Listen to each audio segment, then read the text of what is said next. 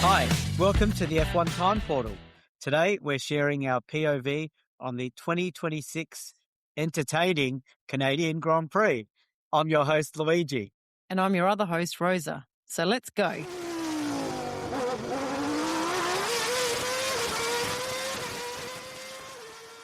You Wow. didn't think Yes, that it was race entertaining. I thought that race deserved an extra word.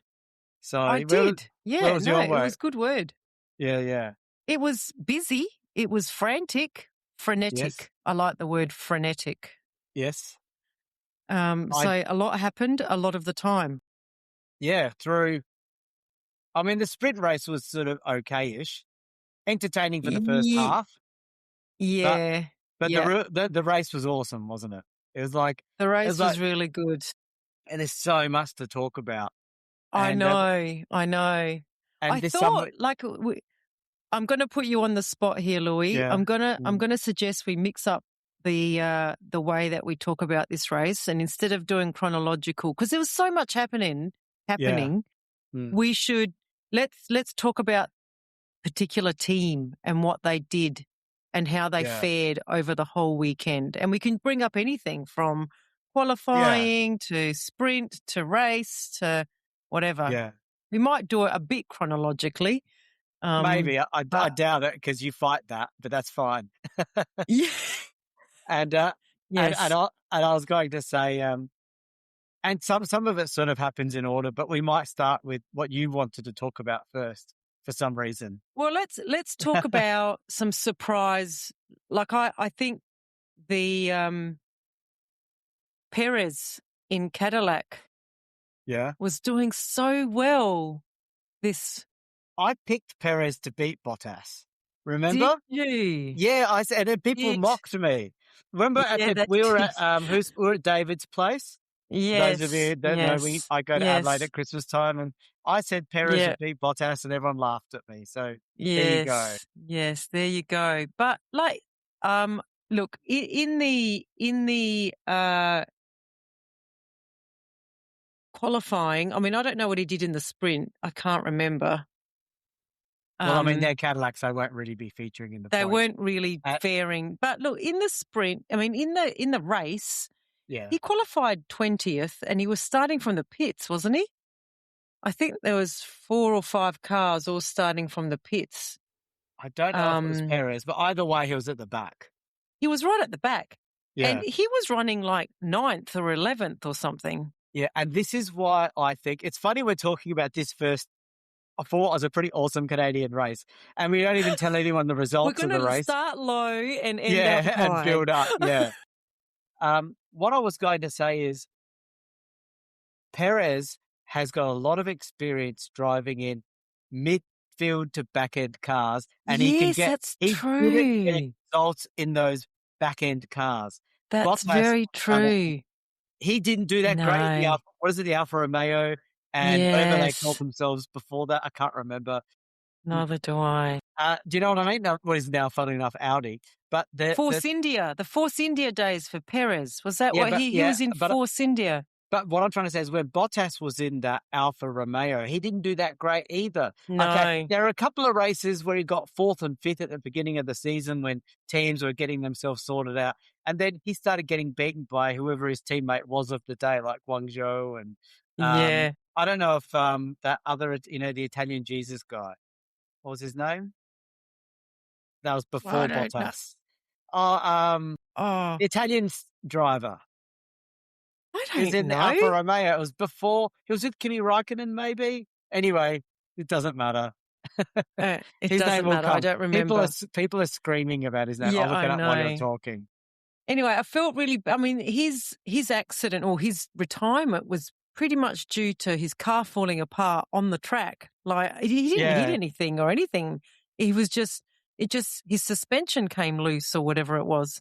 Well, he did say there may have been some incident or contact at some earlier point in the race. Do maybe. you think? But when it broke, it looked pretty full on when it broke, didn't it? Like he knew something was wrong, and he did the right thing. And I looked up the driver, Giovinazzi. Giovinazzi, of course. He's the test driver that was in Ferrari later, wasn't he? He was the Yeah. test driver for Ferrari, yeah. Yeah, so How anyway. do you call him Jesus? How do you get Jesus out of Giovinazzi? I know, I heard the media calling him that.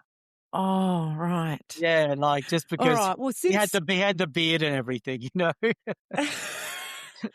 Well, we started with Cadillac. I think it's only fitting that we go to the next worst performing team, and that is McLaren. I know. Can you believe it? I mean, Norris nearly won the sprint. Wow. He nearly won the sprint. Remember, he was like not far off Russell when Antonelli had his That's little true, yes. Yeah. And he was 1.2 seconds behind Russell. And where did he qualify in the race, Rosa? He was like third or fourth. Which one was he? Well, Norris qualified third and Piastri qualified fourth. Yeah. Yes. Didn't it seem begs obvious, me to ask though? this next question. Yeah. Hey? It What's wasn't obvious? Why did they start on those tyres? Yes, that is the obvious question. Why would you, if you've qualified third and fourth, why would you start on intermediate tyres? Are they 100% decided in the dark? Like you have to write down on a sheet of paper what you're starting with and slide the sheet under a glass wall sort of thing. And then you look up and see everyone else is on softs. You know, is that how they decide, or they can see each other's picks and then change? I cannot believe that. And even like Oscar couldn't, like he wanted to change immediately. Like there was like 3 or 4 formation laps, weren't there? 3 maybe. Yeah. And he was like, let's just change. Let's just put on the slicks. I think, and it took him ages to say, I think it's the wrong tyre choice. He said it in 3. He said it in 3 different languages, as far as I can tell. I was like, I think he's saying he wants to change tyres. I think he's saying it a different way. Yeah. But man, and also, Louis, they didn't even split the strategies. They had both drivers. Like once, like we always see teams splitting strategies when they go for a little bit of a risky one. They don't put both cars on it. They put one car on it. I agree. Like not cars sitting on in third and fourth. Are they worried that they're going to end up, by default, they have to favouritize one driver? And it's only known in hindsight. It's only known in hindsight who they've been favouritised. and that's against papaya rules. Like we go down together or we win together. You just made up a word. I don't think favouritised is a word, but Isn't good it? on But you. It makes sense. It right? is now. Yeah, it is now. The thousands and thousands of people listening to our podcast will now use it. Yeah, that's right. And they'll say they'll quote me for it. Favouritised. It was an invented word which allowed McLaren to have different strategies for their separate drivers.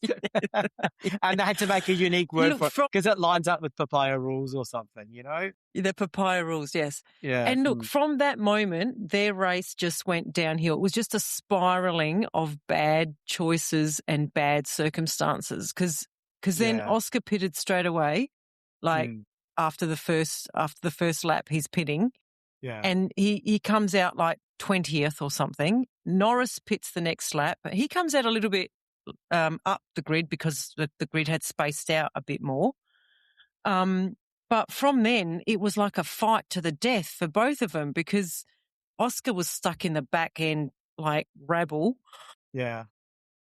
And I heard him say later that incident with Albon, he locked up. Yeah.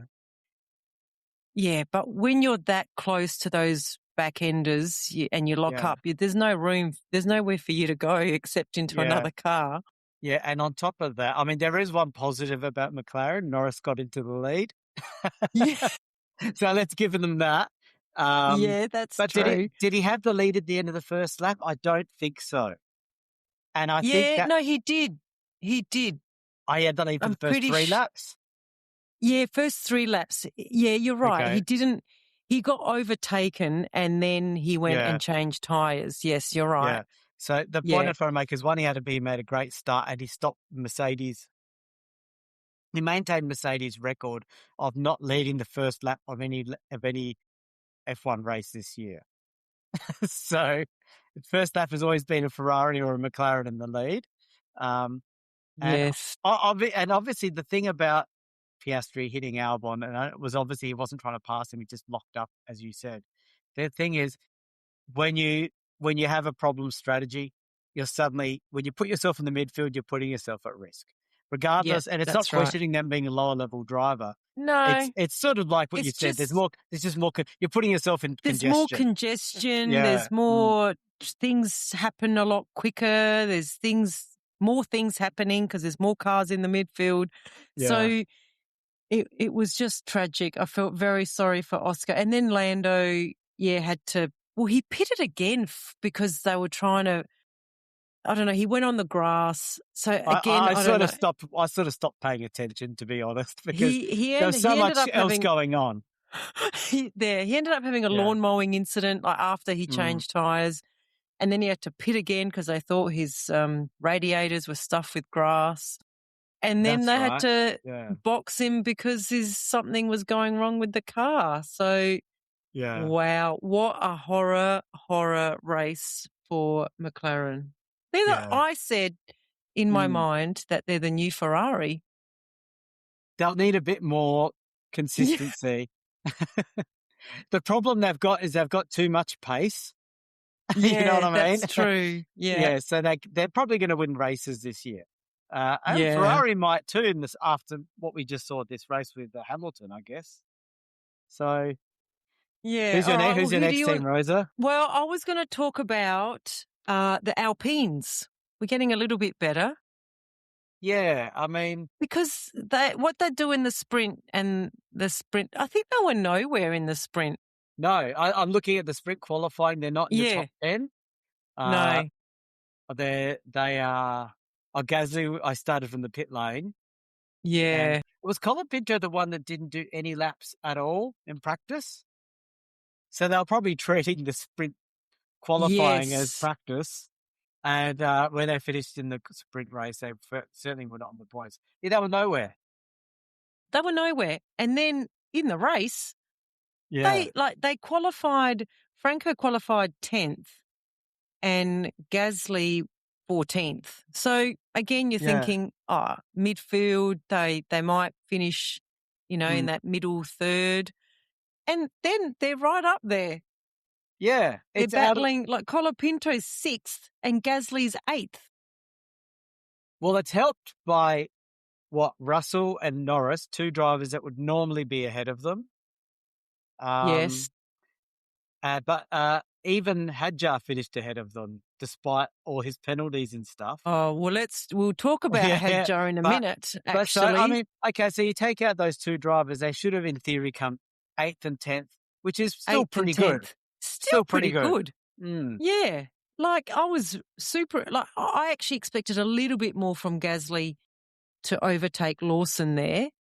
Like he had 4 or 5, or a bit more actually. He had quite a few laps following him at below a second behind him and couldn't overtake him. So I guess that says something about Lawson. I thought the Alpine was faster than that racing ball car. Yeah. And but he wasn't able to get past him. And Colapinto's beating Gasly. And Gasly's pretty good. So he's starting to show he wasn't looking that good starting off this season, but he's starting to turn it around. And joining a big gaggle of drivers showing huge potential, Yes. Yeah. All right. Well, I think next, and you've mentioned them, is Red Bull. I can't say maybe I should withdraw. Maybe it's not a dog of a car after all. No. Maybe it's I don't know what animal to assign it to now, but it's a good animal. But dogs are a good animal. So where do I go? Yeah, I don't know. Do you call it I don't know, is it like a horse or because it's got horsepower? Okay. Or maybe is it donkey power? And a donkey sounds worse than a horse. As in a dog. Donkey sounds worse than a dog. It sounds worse than a dog. I've got to drop the whole animal analogy for Alpine. I think you need to. Yes, I need to move on. Solid midfield team. Yes. Look, we didn't really talk about the Aston Martins, but nothing special happened with them. They've pretty much remained consistent for the whole year at one stage, Lance Stroll was 2 laps behind the leader. Well, I heard in another podcast something ridiculous, like when they did, they treated like when one driver out-qualifies another, like let's say I out-qualify you and then you out-qualify me, you're 1-0 up. You out-qualify me the next race, you're 2-0 up. And, all the top drivers are like 1-0, 2-0, Yeah. 2-1, 2-0, something like that. With Alonso and Stroll, it's like 45-0. It's like it's a joke. It's a joke. Yeah, it And I is. think It where is. did Alonso qualify in the actual race? The He main race qualifying? qualified again. He qualified 14th. Yeah, 19th, and Stroll qualified 21st. yeah, okay. So here's the stat for the weekend for Aston then.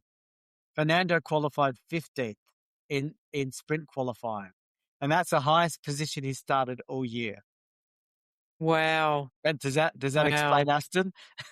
Yes. But even Alonso, he was up in 9th or 10th. Yeah, I know.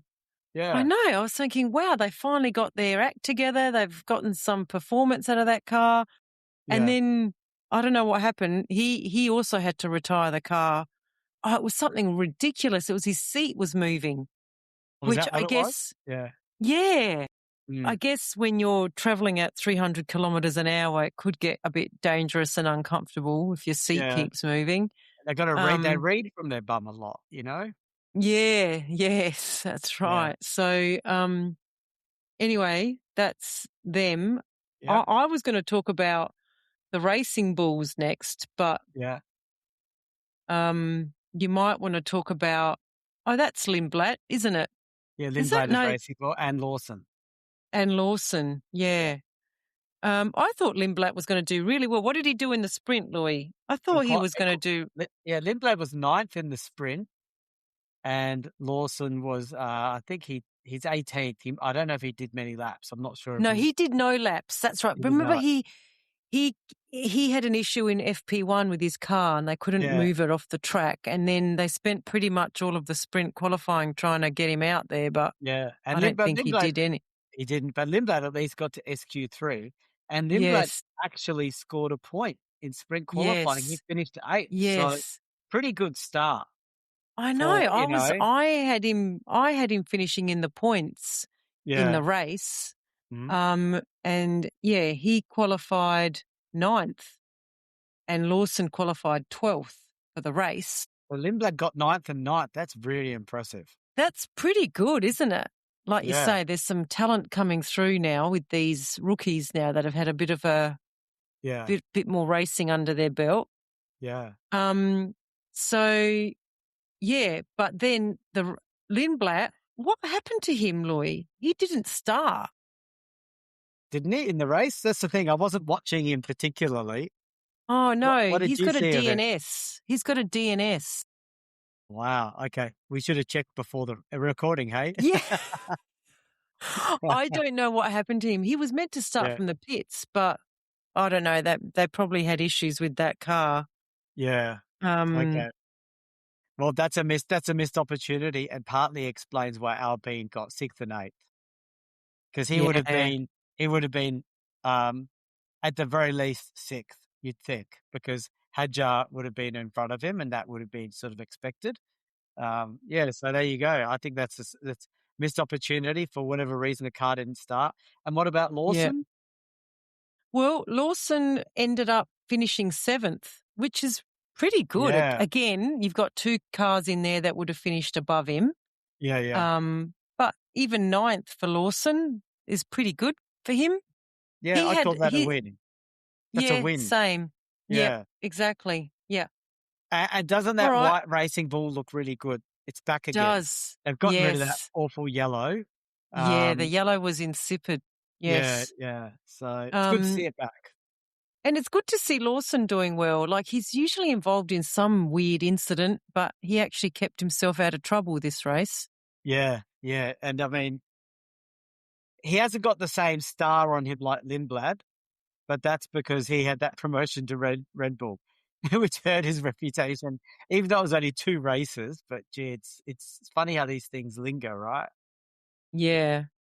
Well, that brings us to Red Bull proper, I think. They're the Yeah. next team we should discuss. Yes. So Verstappen, he wasn't that happy during sprint and sprint No. qualifying, was he? No. It was 7th. He Car was qualified bad 7th. again. Yeah, he qualified 7th and finished 7th. And Hadjar Yeah, okay. qualified 8th. In the sprint qualifying, I only have up to the points, so he must have been out of the points or retired. But he wasn't looking like a happy camper in sprint No, day. Not at nah. all. He was back to not liking the car, not liking the handling, Yeah. couldn't just race fast. So, but Hadjar, I think, was actually doing okay. Yeah. He did, especially in qualifying. He Yes, was like the first one to get into the 1 minute 12s in Q2, yes, and he yes, looked like, and he slipped down, but he was he ahead of did. Max still up to that point. Yes, So for him to yes, even be up there I was know. like, okay, Max did a bit of magic in Q3 and got ahead of him, Yep, but yep. I think Max had to push. Yes, he did. He Yeah, did. And like how long since we've seen 2 Red Bulls qualifying 6th and 7th yeah, near for each the other. race? Yeah, Yeah, exactly. I do think Just even Hadjar's in the also, same top 10. yeah. And of course, Hadjar had some fun on the track with your friend Oh, Charles Leclerc. I that was mean, bad. Like I quite like Isaac, if that's how yeah, you pronounce his name, but I did mm, not like that move that he made to block out not just because it was Charlie, yeah, yeah. one of my favorite drivers, Mm. but that was not sportsmanlike at all Well, I and mean, against the rules.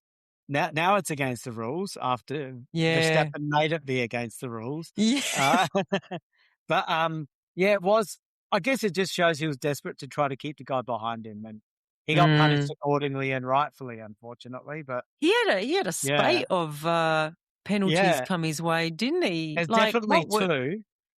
yes. I can't remember what the second one was for, but I remember the first one was obviously It the was a Charles stop Leclerc one. go. The first one was 10-second for moving under braking and moving more than once.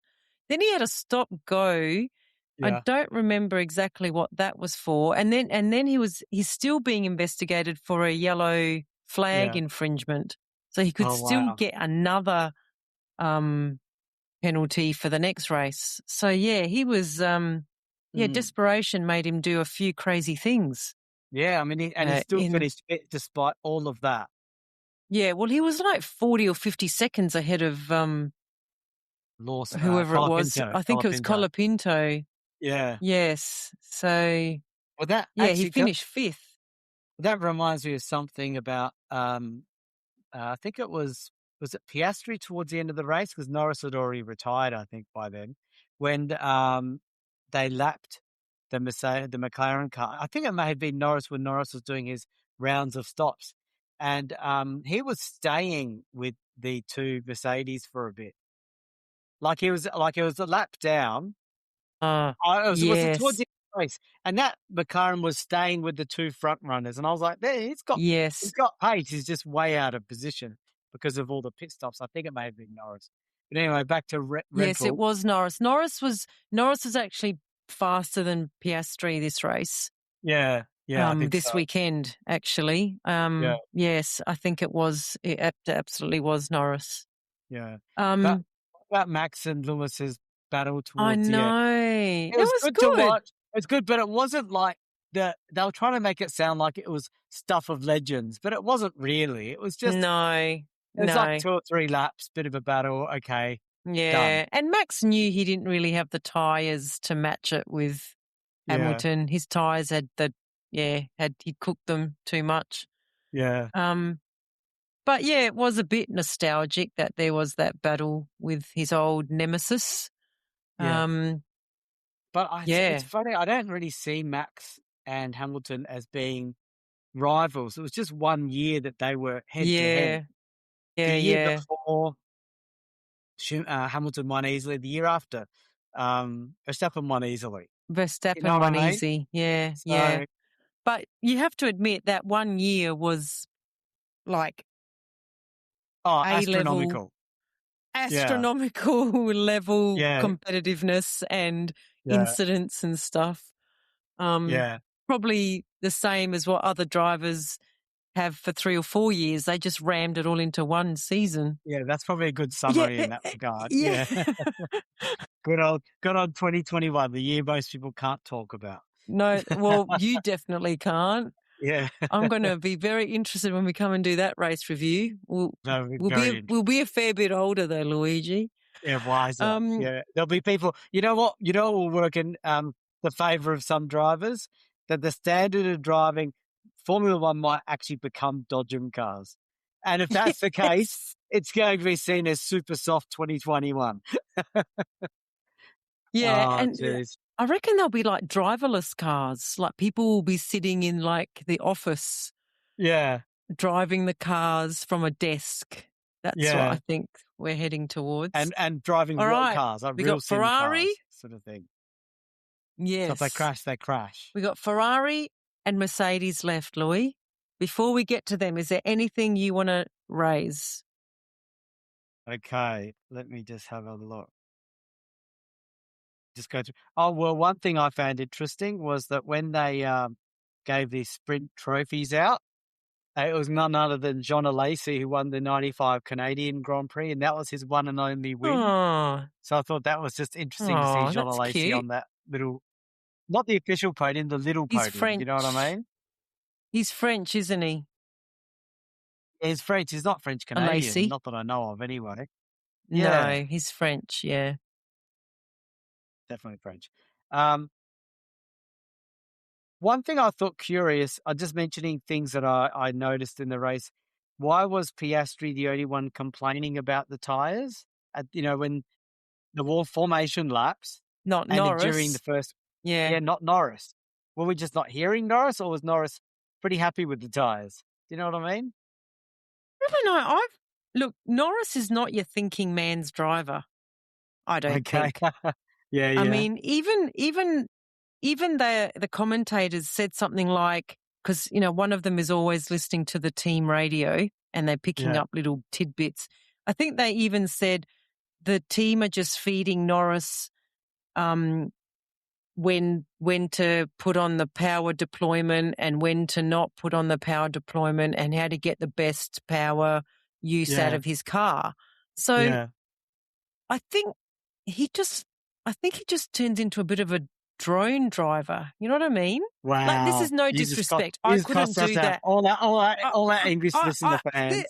you get different drivers. You get the thinking, like Mm, Carlos Sainz, for example. He's your thinking man driver, right? He's always yeah, thinking about strategy. He's always thinking about the best move now compared to later in the race, and he's yeah. always thinking.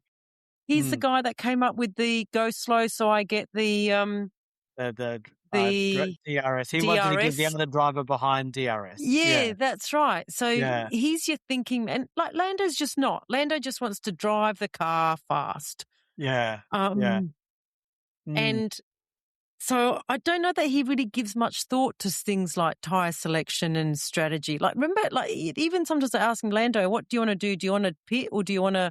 He'll he'll give some weird answer, like he's just I don't care. But yeah, I don't know. Like I said, that's no disrespect to the man. He's a world champion and yeah. there's very few of them in the world. Mm, So, but he's just not that type of driver. So Piastri's more your thinking man driver, I think. yeah. Okay.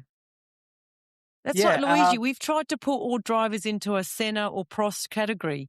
Yeah. They're not all that. And I put Alonso in that category too. Yeah.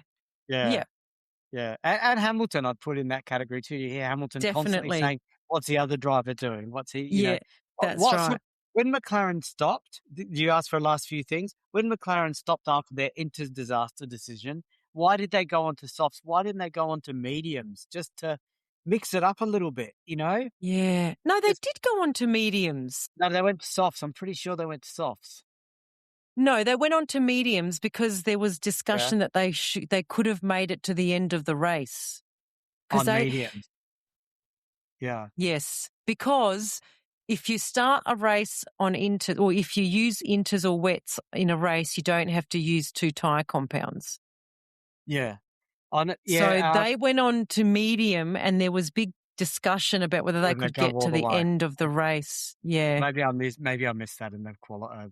You're jet lagged. You're a bit of a jet lag. You're a bit of a jet setter these days, Louis. Yeah. Very funny. So I don't think I've got many other things to say, although they might come up with the other discussions about Ferrari and all right. We'll do Ferrari next. Yeah, they had a mixed weekend, I think. I think both mixed in terms of sprint and race, and also mixed in terms of their drivers. So the drivers' side, I think Lewis enjoyed this weekend a lot. He loves this track. Yeah. And I think he's starting to get the feel of the car, and, you know, things are sort of looking up for him. He had a shocking first part of the season, whereas Charlie, he's kind of the reverse. He had a great first part of the season. Now he's kind of not, and he doesn't like this track. Yeah. And it makes me wonder, is that soft? Is that a soft trait? Because great drivers can drive on all tracks, you know? Well, we say great drivers can drive any car and on all tracks, don't we? And we do know, if anyone's interested in listening to our other podcast series and through history, we have known drivers that have hated tracks and still done really well there, like the great Jim Clark, and my all-time favourite driver. Yeah. He hated, what was it? He hated the original Belgium Spa track. Yeah. He hated that track, and yet he won there all the time. And your favourite driver, one of your favourite drivers, Jackie Stewart, he absolutely hated the Nürburgring, and yet he won there all the time too. Yeah, and his greatest wins were there. So, Yeah, that's right. So we do say that. So it is a bit interesting because Russell's pulled the same thing, didn't he? He pulled the same argument last race at Miami. Was it Miami? Yeah, he hated that track. Toto that gave him the excuse of calling doesn't suit the way he drives. Yeah. So it is interesting. So I can see that you're saying it. I don't know that soft is the right word, but it's like, well, you should be able to drive a car on any track. Yeah, and perform. He still came fourth. Yeah, Leclerc, he still came fourth, but qualifying was a nightmare. Like, he was struggling to just make it through each round. Yeah. He was trying to just get up past the relegation zone or whatever you call it. Hamilton did better. He was sort of getting pushed down from the top, wasn't he? He sort of finished. Yeah. He always was like in number 1 spot, number 2 spot, and then drivers would finish on the top of him. Yeah. But yeah, what did they do I think they were nowhere in the sprint. They were like mid 5th and 6th. They qualified 5th and 6th, finished 5th and 6th. And even Hamilton, Leclerc was lucky to beat Hamilton in the sprint race, but that was just because of a bit of a uncomfortable passing maneuver by Piastri on Hamilton, which put Hamilton out of position, which gave Leclerc the chance to pass him just towards the end. Yes, just towards the end. Yeah. He went wide or something, or braked late or something, and then didn't get back on the power quick enough or something, and then Leclerc went past him. But Leclerc, he was not happy during qualifying. He was just unhappy. He was. Yeah, and even during the race, I think that his engineer kept telling him the distance to Hamilton. Yeah, and he kept saying, "I don't." Only if it's absolutely, yeah. It was like, just leave me alone. Don't talk to me anymore. Only tell me things that are absolutely necessary. Well, Leclerc has primarily owned his teammates his whole career, and he's owned Hamilton up to this point. Yeah, and he's had some pretty high quality teammates, Louis. Like world champions. Yeah, like he thrashed Vettel. Yeah, that and was Raikkonen. Embarrassing. I don't think he was teammates. No, he wasn't in there with Raikkonen. No, Vettel he smashed. Yeah, And he pretty much smashed Hamilton last year, you'd have to say. Yeah, you have to say that, yes. But it's starting to turn, and this could be This could be a pivot. Hamilton was faster than him this weekend. Yeah. And yeah, and even the Ferrari starts, they weren't like what we've seen in the past. Past this year? Yeah. It's in like the past this year. The regulations have been tweaked sufficiently to take the edge off some of the natural things that the teams had as strengths. Yes. So the starts is one thing. The Ferraris did okay, but I think it was covered by the McLaren's intermediates, which would have been much hotter tyre than the soft. So maybe the Ferrari would have been an amazing starter again if McLaren hadn't mixed it up with their random strategy.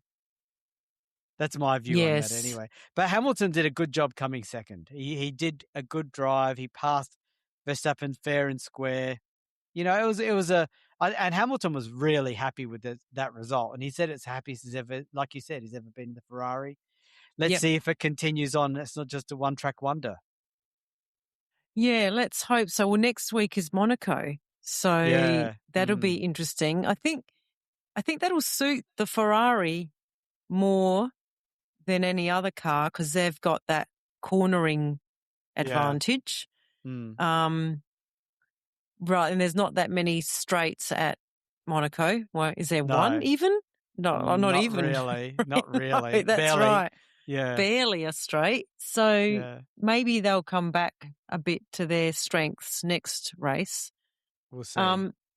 But yeah, I sort of felt, and Leclerc got caught up in that Hadjar stuff. Like Hadjar just balked him a couple of laps and he just couldn't, because he was right up there catching Hamilton.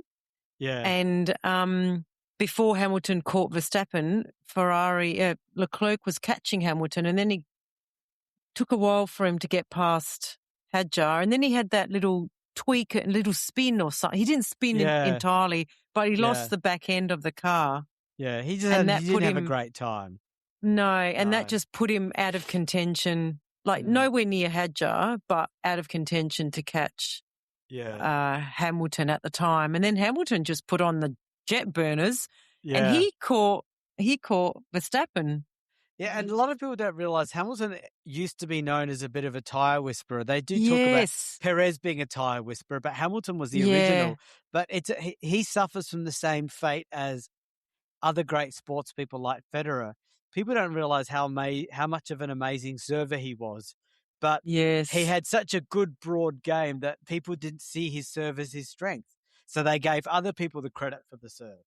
And Hamilton suffers from that. And he's very good. When he gets in sync with those tyres, he can do some pretty amazing things. So it's going to be interesting to see if this maintains or if this is a one-hit wonder. I'm leaning more towards one-hit wonder, to be honest. Oh, that's unfair, Louis. Come on. I'm not pro-Hamilton or anti-Hamilton, but I can see Leclerc getting back to being on top of him again. Is what I'm predicting. I'd like to think so. I'd like to think so that Leclerc's got more motivation as a young driver who hasn't actually achieved, any real success in the sport, whereas Hamilton's done that 7 times. Yeah. 7? Yes. Yeah. 7. Yeah. Not 8, but I think 8. And I'm not a Hamilton fan, and I'm saying not 8. And Leclerc's much younger and whatever. But anyway, at least this race, Louis, they weren't the worst strategists. Yeah. And they weren't the worst performing team in terms of speed, and reliability. That had to be half of McLaren. So Aston Martin, others. Aston Martin. Yeah. Oh, don't compare them to Aston Martin. Should we go to the top team, the team that impressed? Well, the team where it all happened.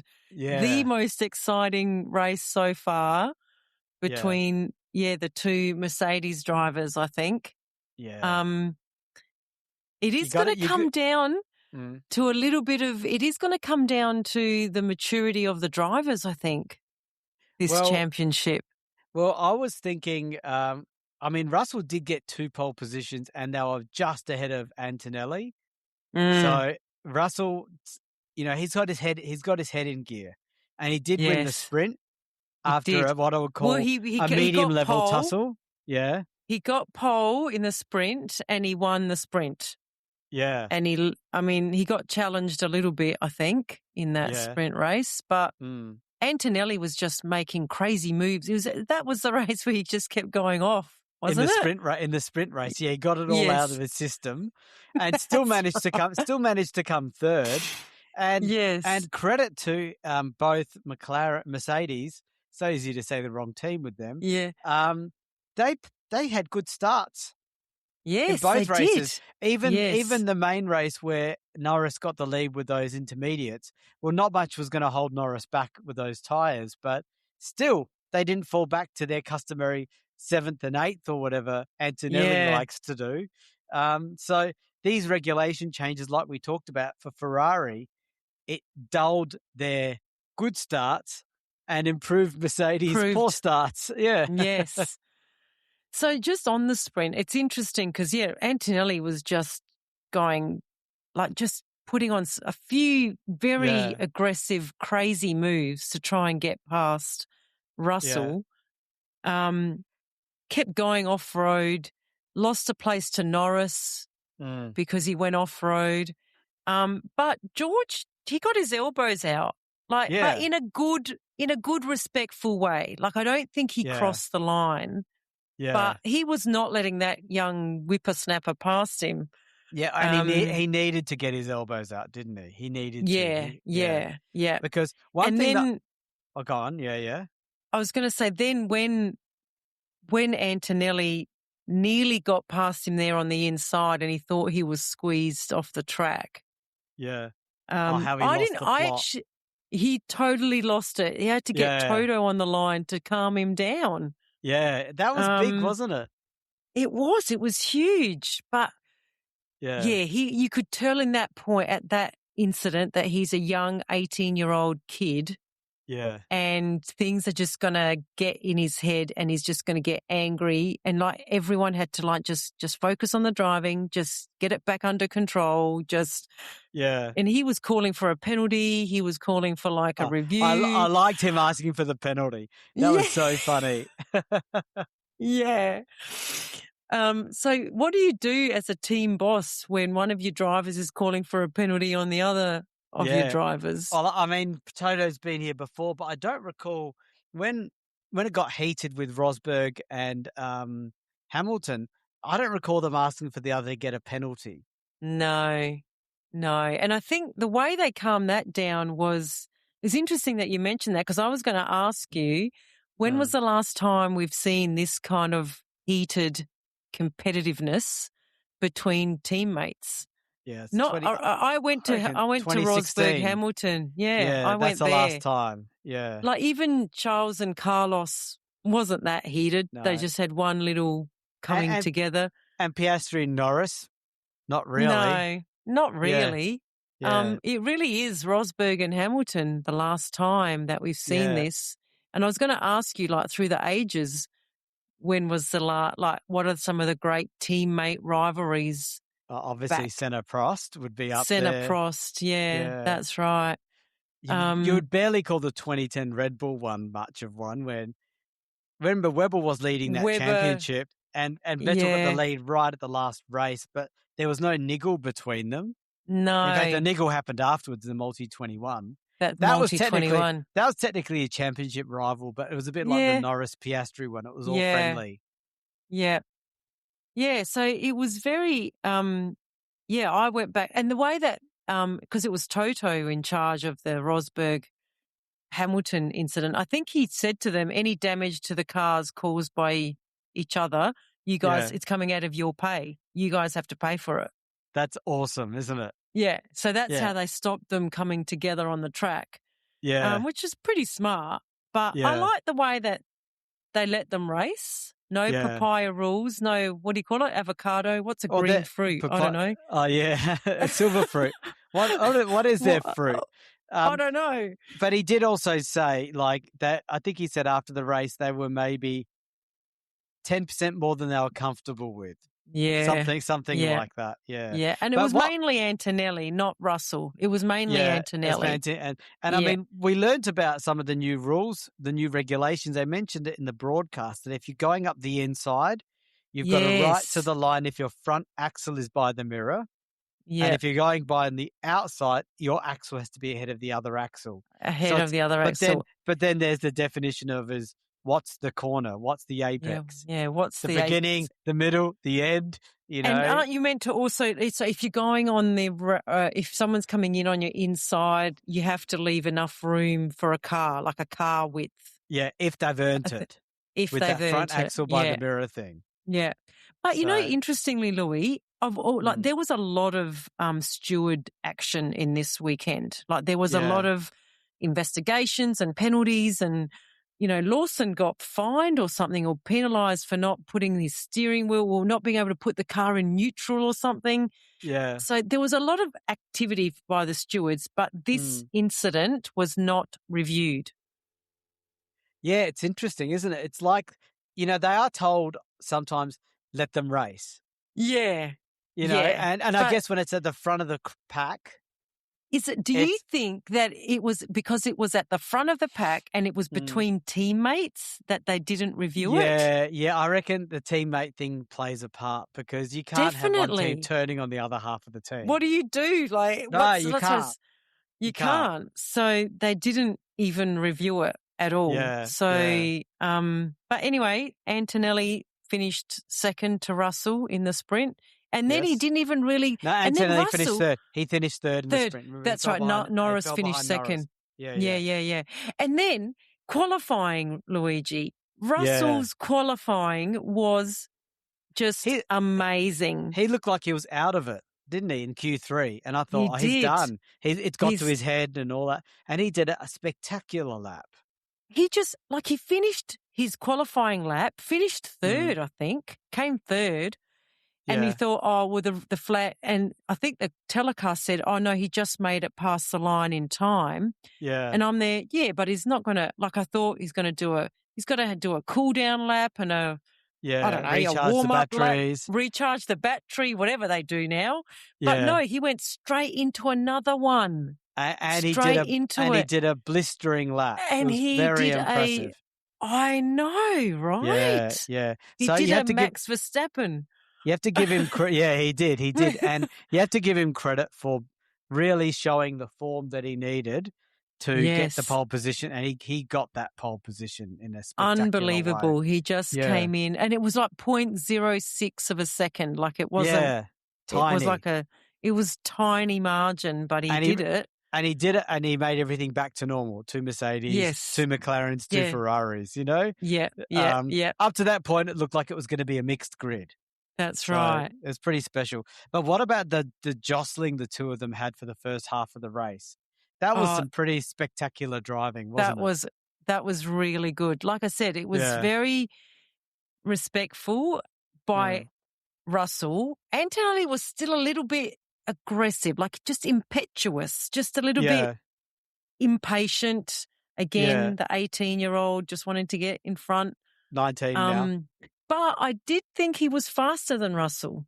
Yeah, he was. And it would have been fascinating to see if Russell hadn't retired, how this was going to play out. I don't think they would have made the race finish. I think they were going to take each other out. At some point, Antonelli was going to do something a little bit too much. That's what was going to happen. And Russell probably would have been prepared to take that risk. Yeah. Because he knew that both of them have a superior car. And he needed to send the message to Antonelli. But the message never got delivered. No, I'm not a Russell fan. I just, I'm not a Russell fan. I put Russell in the Prost category of drivers. You say that like it's an offensive thing. Well, some people like that style of driving, i.e. you, and some people like the more kind of, intuitive, more, whatever you want to call it. But I'm just not a big Russell fan. I do acknowledge his talent and he's a quick driver, but I don't put him up in the in the top tier. Yeah. But I felt so bad for him when, he'd held off Antonelli for like 20 odd laps or whatever it was. Well, they took turns. They were like, Yes. Russell was in the lead more often than not. He was more often. Yeah. That's right. Yeah. And then for his, whatever it was, his power unit to just kaput, that was harsh. That was brutal. And he sees his teammate just pretty much cruise to the rest of the race and win. Yeah. Yeah, you felt sorry for Russell. Yeah. But, it was really good battling between the two of them. Like, it was just on the right side of fairness. Even with Antonelli pushing it a bit. But we haven't really seen Antonelli's style yet. But now we're starting to see the style. And it's starting to look a bit Max Verstappen-ish. It's Senna. Yeah. It's a Senna style. Yeah. It's definitely Senna style. But with this win, that's 4 in a row. No one's ever won their first 4 races in a row. That's never been done. Yeah. And it's like I'm now starting to believe that he can win this championship, even when he has his fade outs, because he will have fade outs. He will, he has to. He's 19. But I said to you at the beginning, it will come down to the maturity of Antonelli and Russell, I think. Yeah. I don't know. I think Russell will be able to keep his head a little bit and focus, whereas Antonelli, 2 things. One, he'll get tired. I don't know if that's the right word, but he'll have a bit of a slump. Just being able to maintain that level as a young guy is probably difficult with no experience. And 2, he'll do stupid things. He'll do crazy moves or... Well, when he has done silly things like bad starts, he's recovered and won. So it's like, the thing is, look at where he was 1 year ago when he was a total rookie. Yeah. He looked pretty average for most of the season. He didn't. And remember, Russell won this race last year. Antonelli, I think he may have got his first podium. Yes. At Canada. Yes, he did. Last year. But he wasn't really up there. He was like 30, 40 seconds behind from vague memory. That's right. Look at the pace at which he's improving. Like, can you imagine Russell battling with, reverse it. Can you imagine Antonelli battling with Russell at the Canada Grand Prix last year? No, you don't, because they weren't even near each other. This year, Russell couldn't get away from him. Yes. So that's so what I'm trying to say is the pace of improvement is such a steep angle that I think even with mistakes, he's still going to have this championship. And I think Russell is going to be devastated. I think so too. I think so. But I sort of thought the same with Piastri last year. Yeah. I thought Piastri was going to improve. And he showed through the first part of the season that he was on a trajectory of improving every race and being more solid and more reliable and all of that. And then, he got waylaid by his own team. Yeah. I think it affected him. So that's what I mean. Like, it'll come down to the maturity. Will Toto tell him off the wrong way? Will he be able to ride out some of those things that will come in and try to knock him off his equilibrium? And I think Russell will be able to do that a bit better than Antonelli. But will Russell be able to do that and close this 43-point gap? Exactly. In time. Yeah, that's what and will Antonelli make the mistake and come 4th or retire? Yes. So who knows if there's going to be equal number of retirements? The cars seem they seem really reliable for what is new regs. Yeah. Yeah. Except for Aston. Yes. Yes, except for Aston. So just a word on the race, just in general from me. When I was watching it, I did get a little bit frustrated, and I'm not sure if it was during the race. No, I think it might have been during the sprint race because it just is a bit frustrating that the drivers can't just drive the car, Louis. They've got to deploy their battery. And it's just... At least they're controlling it, though. Yes, I know, Apparently. I know. But it just doesn't... Like, you can visually see when a car doesn't have battery power because they slow down. Well, didn't Hamilton say his car suddenly didn't have power and he didn't know what happened? So I guess, are the FIA writing this awesome race and hiding the whole super clipping thing because we're not seeing the footage anymore. In the first 1 or 2 races, they showed it off with pride until people realised what they're going slow on the straight, and they lost their minds. That's right. And now they're hiding it, and we're getting good racing to watch. Yes. So, should we care? But then Hamilton did say, "Where did my power go?" Yeah, exactly. And like for drivers to have to, I guess it's just a new skill set. Like I think this has happened all through Formula One. Yeah. Where you've had to adapt to the next technological advancement of the car. This one's just massively different. Like, wings and aero and ground force and whatever else there was. But this one's just massive, I think. And it is a bit frustrating as a viewer, as a fan, to sit there going, oh, well, Hamilton can't just press the accelerator and he's got to do something with his deployment button. Yeah. It's just a bit annoying. I mean, the only reason we knew about it was because Hamilton said that, and I think some other drivers may have said things. Yeah. They're not complaining as much as before. No. Does that mean the tweaks they've done to the regs have fixed it? I mean, the cars are following real close. Yes, they are. That is a benefit of these regulations. You can follow close. There's slipstreaming now, and there's that is. We're not seeing the yo-yo. We're not seeing the yo-yo as much. No, so, I liked the yo-yo, but anyway, that's because you can't have too much dessert. Yes, of course you like dessert. We all like dessert. And just one other thing that I want to mention is the telecast of this race was quite bad. Yeah. At times they cut away. They cut away, and just when something was about to happen. And not only that, but you were watching the action in those little small pop-up boxes rather than on the big screen. Like the big screen, nothing. They were following Stroll or someone, and in the little box you'd have Verstappen getting overtaken by Hamilton. I was like, hang on, shouldn't that be on the big screen? Yeah. And like it felt like I was watching the little screen much more than the big screen. And you can hardly see anything in that little screen. Yeah, I mean, it depends on how big your TV is, but even then, you can't help but watch the big thing. That's right. It's just human nature. So it was frustrating, and they still haven't really got the same people in all the countries because I think the countries manage their own telecasting. Yeah, okay. And I don't know. I don't know if all of them are Formula One experts or just telecasting experts, so they don't know intuitively when something major is about to happen.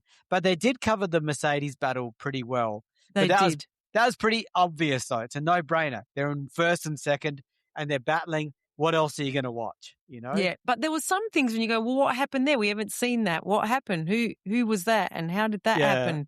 And it wasn't until like much later that they were showing a replay of it. Yeah, that was frustrating. Like, it took ages to see the Hamilton-Verstappen pass properly. Yeah. Yes. And it took, anyway. So that's just a little, bit of a negative thing. But otherwise a great race. A race we're probably going to remember for a while as the start of the rivalry between Russell and Antonelli. Yeah, I've got a feeling we didn't get the niggle we expected, and I think it would have happened if Russell hadn't retired. So bring on Monaco. So first Italian driver to win 4 races in a row? Yes? No, Ascari. Or since Ascari. Okay. Yes. Yeah. Since Ascari. I can't think of any other Italian doing that. No. Yeah, just Ascari. He won 9, so he won 9. He's got a way to go, but anyway. Yeah, I don't think he'll break the Ascari record. He's not going to win 9 races in a row, is he? No. Oh gosh, this could be your famous last words or something. Imagine if he did. Yeah, imagine if he did win 9 in a row. Well, he got 10 and he beat Ascari's record. You know what, Louis? If he wins 9 in a row, I'll have to adopt him as my favourite driver. Charlie will have to be relegated to number 2. Really? That's Ferrari. I know. I can't see you doing that. Okay. We've got it on recording. That if Antonelli, he just needs to win 9. Is that right? Or does he need to get 10? No, 9. No, he just needs to win 9. Yeah. And then he beats Charles Leclerc. He beats Charles Leclerc. Yeah. Wow. Okay. Yeah. We'll see. All right. Well, that was a good chat there. Yeah. Okay. I don't know that the format worked. What did you think? We might have to go back to chronological. Maybe. Or we could just say things that stood out. Yeah. Okay. Yeah. Yeah. Let's see how we go. People can tell us in comments. So tell us in comments. What do you prefer?